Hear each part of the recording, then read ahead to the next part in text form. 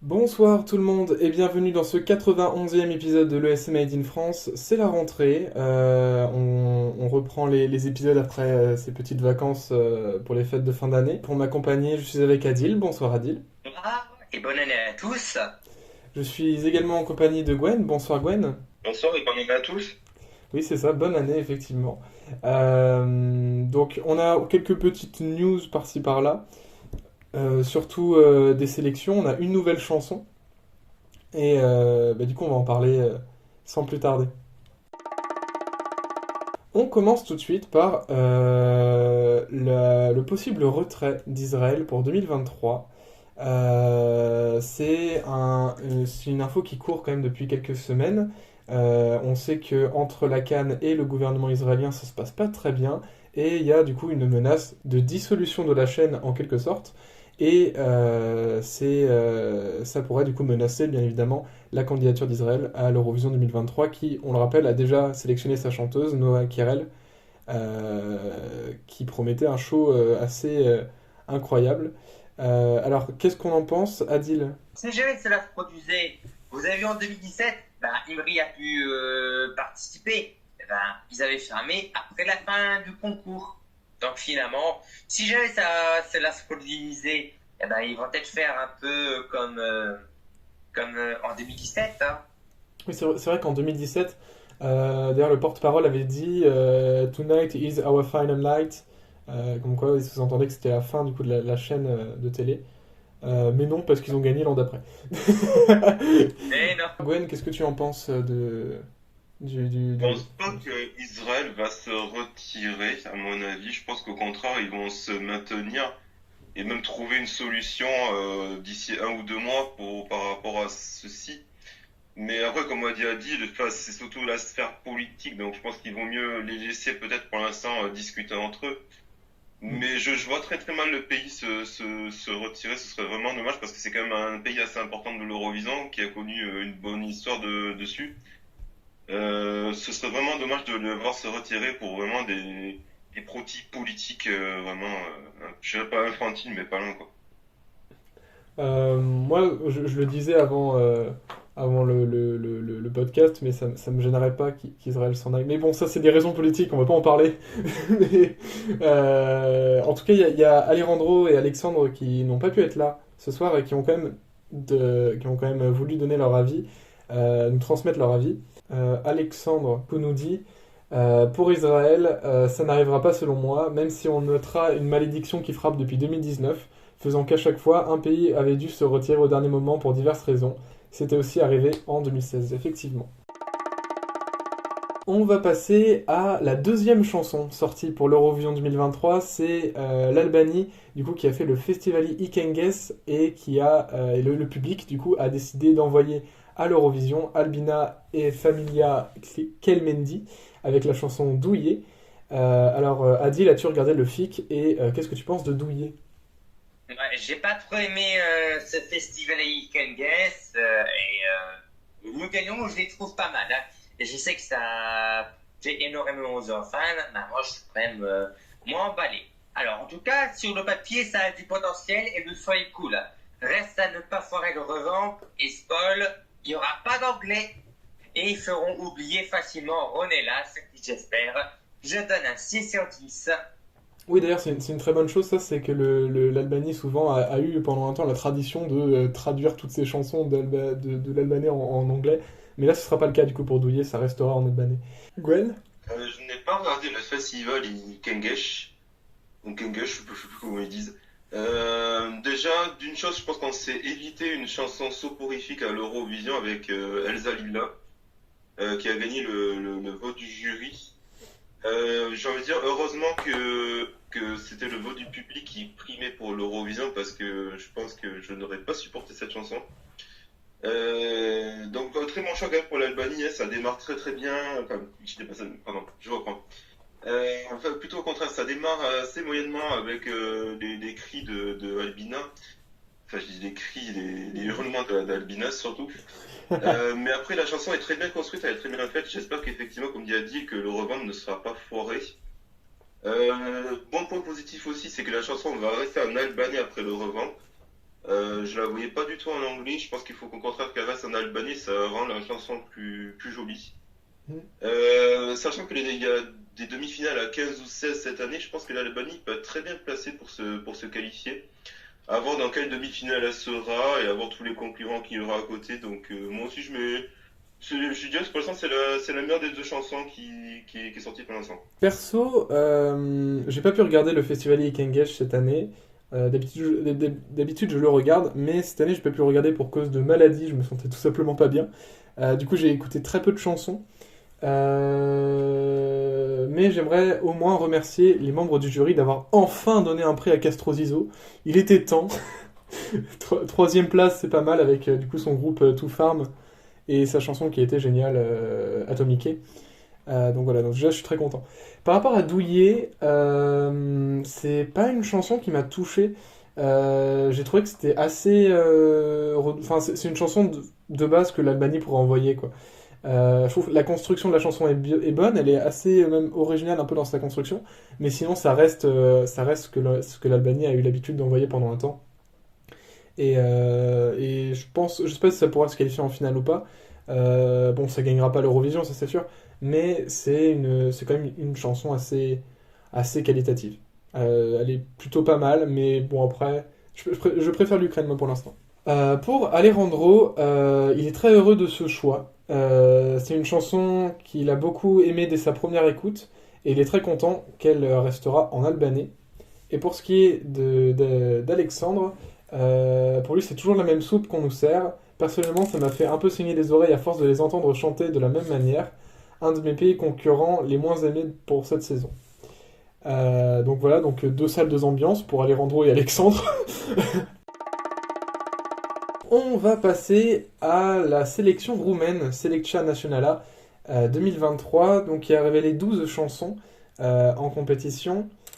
Adil, tiens, je te laisse en parler. Qu'est-ce que tu penses des chansons? J'ai un peu écouté, j'ai été assez déçu. Hein. Et il y a même une polémique. Il y avait un orphan roumain qui s'appelle Florin qui s'est parlé sur Twitter parce que Andrea, qui est un peu le top 10 double Ecopus, si vous voulez mon avis, il a repéré que c'était un plagiat d'une musique d'un jeu des lapins crétins. Alors, non.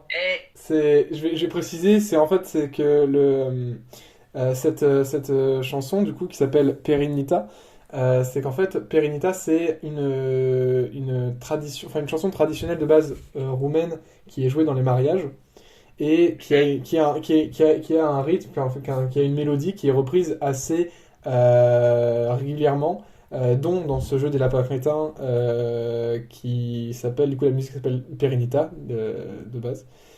Du coup c'est une mélodie, c'est un truc folklorique en quelque sorte. C'est un peu comme Shum en 2021. Ouais. Ah, je viens de comprendre de le dire maintenant. Hein. Et que du coup la chanteuse l'avait menacé de le traîner en justice après avoir dit que c'est des conneries, on a plagier ça, bref. Ou à part ça qui peut se démarquer si c'est sélectionné pour Liverpool, il n'y a aucun son qui m'a emballé. J'ai l'impression que les sélections cette année, j'ai l'impression que les chefs de télé ils se sont dit on fait acte de présence, mais ça s'arrête là, compris? En même temps, on n'a pas eu les plus grosses sélections pour l'instant, faut dire. Gwen. Je vais relativiser par rapport à Deal. Pour avoir écouté les chansons de l'année dernière, j'avais trouvé ça catastrophique.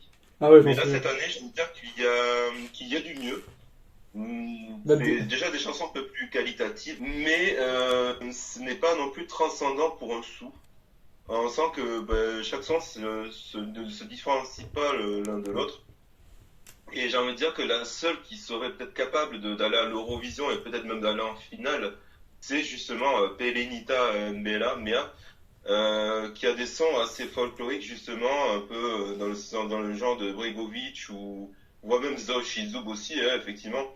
Je me dis que ça pourrait, si ça peut-être un peu même revampé, ça pourrait peut-être faire un bon classement. Sinon après le reste c'est une soupe roumaine qu'on nous sert et puis voilà. Mais j'aime bien par rapport à la dernière, il faut pas non plus cracher trop dessus. Je pense que voilà, après voir ce qu'ils vont faire, sachant qu'il y a que le télévote, il n'y a pas de jury. Je me dis que peut-être que les Roumains pourraient peut-être aller sur cette chanson-là. Alors moi je vais être un petit peu plus positif que vous deux. Déjà faut être clair sur une chose, c'est que les 12 chansons qu'on a, clairement, certaines sont même pas enregistrées en studio ou que ce soit, hein. C'est vraiment beaucoup de trucs qui ont été directement envoyés à la sélection. Ce qui fait que je crois qu'il y a pas mal de chansons dans le lot où elles ont un truc qui mérite qu'à être professionnalisé, quoi, qu'à être plus exploité et qui peut donner vraiment de très bonnes chansons. Donc je suis d'accord que la sélection n'est pas ouf ouf non plus, mais par exemple, je pense à Puppet, qui peut être une super chanson si elle est bien revampée, ou Take You Home. Je sais que Statues a déjà pas mal de fans. Perinita Mea, du coup, qui est, je trouve, la chanson qui se démarque le plus de cette sélection et qui pourrait envoyer la Roumanie avec un très bon score, je pense. Suivant le bon résultat qu'avait fait Trinouletou l'an dernier. Pour moi, la chanson qui a le plus qui a un potentiel de fou, si elle est bien revampée, si elle est vraiment bien mise en place, c'est la chanson Lélé de Steven Rowe et Gabriella. Je trouve que cette chanson qui est un petit peu techno-folklorique, elle a un truc. Elle a vraiment un truc qui mérite qu'à être, qu'à être professionnel, enfin, qu'à avoir qu'à être mieux travaillé en fait. Et je pense que ça pourrait faire aussi une bonne surprise à l'Eurovision si ça y va. Puis personnellement, mon favori c'est Théodore Andrei avec DGT, qui je trouve que la chanson m'a bien embarqué, c'était assez sympathique. Mais après, sans plus. C'est vraiment pas la sélection que je suivrai avec impatience cette année. Pour Alexandre, alors il a quasi tout écouté, et cette sélection paraît déjà très cheap. Aucun son ne le fait rêver. On va continuer avec la Lettonie Supernova 2023. Les chansons sont sorties. Il y en a un total de 14. Enfin, il y en avait 15, mais maintenant il y en a 14. Parce qu'il y a un des concurrents qui vient de se faire gerter. Adil, qu'est-ce que tu penses des chansons? Ben, je veux dire, comme la Roumanie, t'emballe pas. On visera pas une finale, donc oublie. On fait acte de présence en demi, mais ça s'arrête là, compris? Gwen? Alors, savoir que c'est quand même Solé, je crois, qui s'est fait disqualifier parce que sa chanson était sortie avant la date Ouais, du c'est ça. tour. Bon, pas de perte pour moi parce que c'était pas la chanson que j'aimais le plus. Après, je suis assez d'accord avec Adil. Franchement, j'ai l'impression que les Lettons ne comprennent pas, ne comprennent pas qu'en fait, qu'ils font oui d'excellentes chansons et que voilà, la Lettonie fait acte de présence et puis n'en fait pas plus. C'est vraiment, enfin, c'est pas vraiment une sélection mirobolante et je m'attendrais peut-être pas à la limite. Qui sait, peut-être avec un revamp ou avec un bon live, ça peut peut-être passer, mais même peut-être à 15 ou 16, j'ai envie de dire, je sais pas si vraiment la Lettonie passera en finale. Moi j'ai mis Rome en premier, ou je sais pas si on dit Rome ou Raum. Après j'avais beaucoup aimé, alors si je retrouve, excusez-moi, j'avais beaucoup aimé la chanson de Catherine Miller, la belle balade qu'elle nous proposait. Si c'est Inspo ou Sudden Light, ça ne me gênera pas de mon côté. Hmm. Alors moi je vais faire comme l'an dernier, je vais défendre le Supernova. L'an dernier j'avais trouvé déjà que c'était une sélection qui était incroyable, c'était je pense une de mes sélections préférées l'an dernier. J'étais clairement un des seuls fans à penser ça, hein, je pense.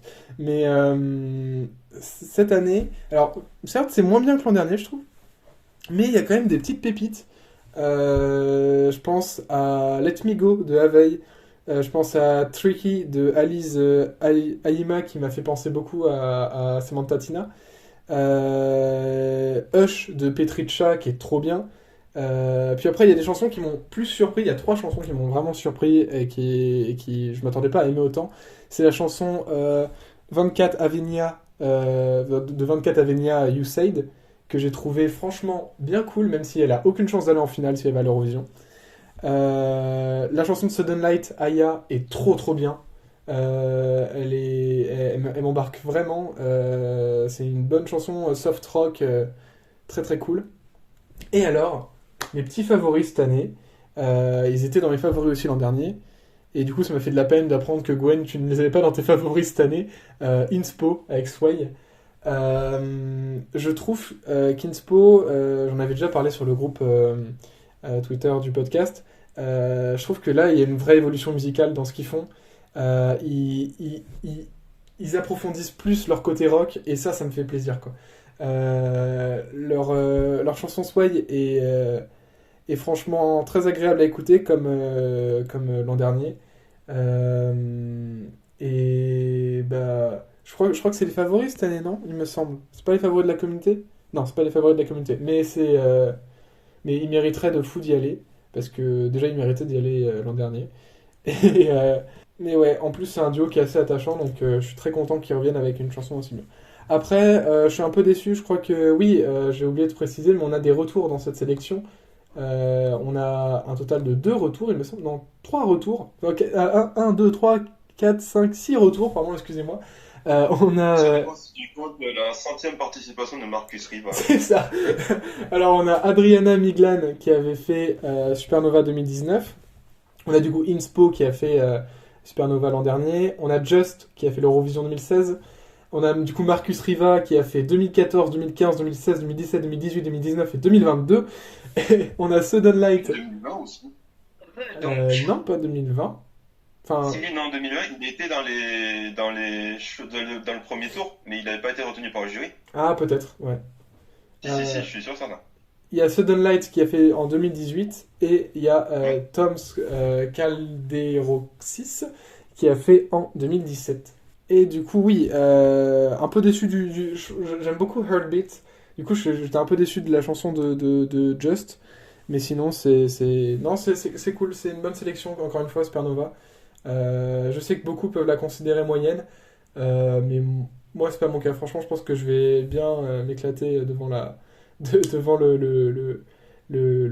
soir de Supernova. Pour Alejandro, Supernova, c'est un niveau moyen.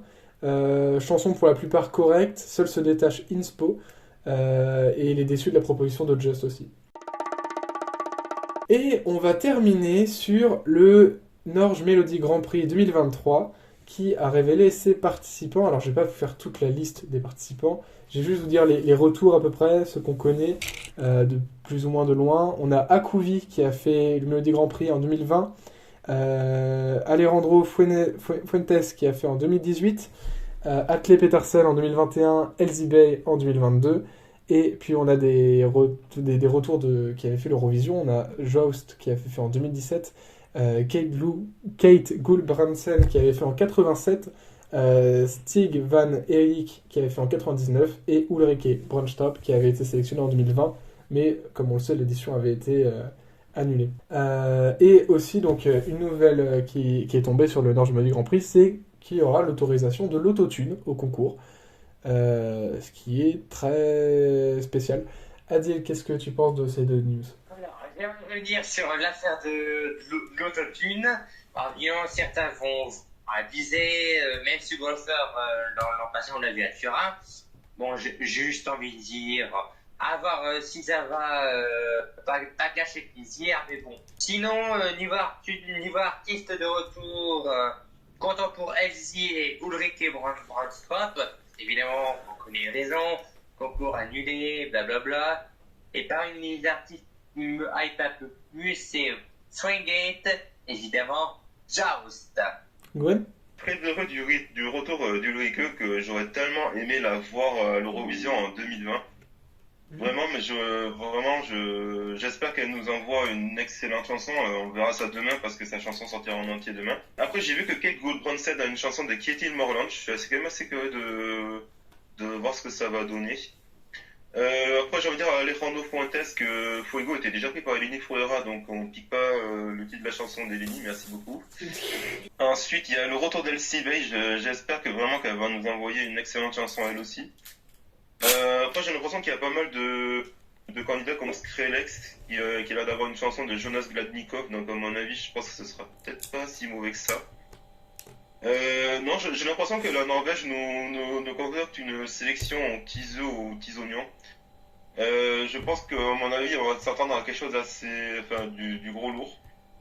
J'ai hâte surtout déjà d'écouter les 7 premières chansons demain de mon côté. Alors perso, j'ai pas vraiment d'avis sur les participants,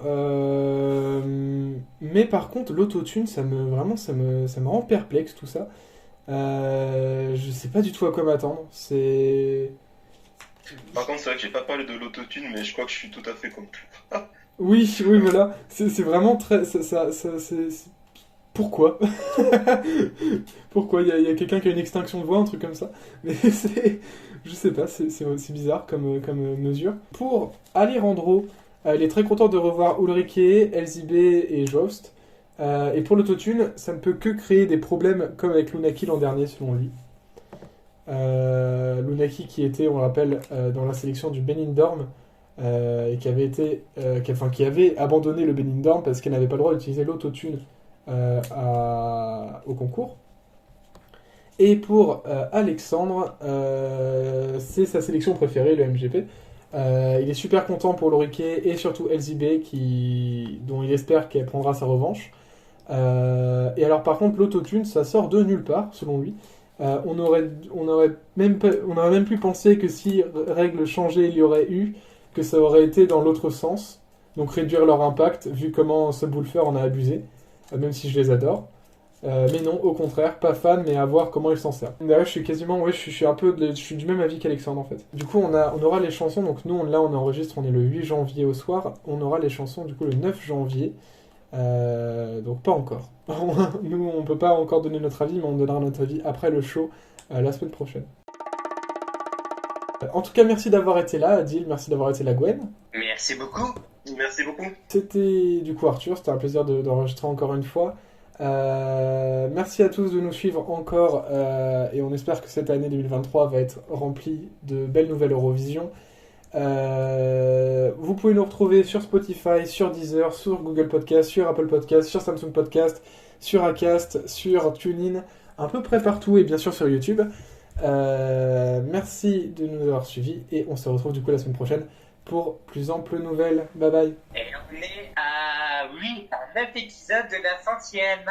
Oui. Et à ciao, bonsoir. Salut.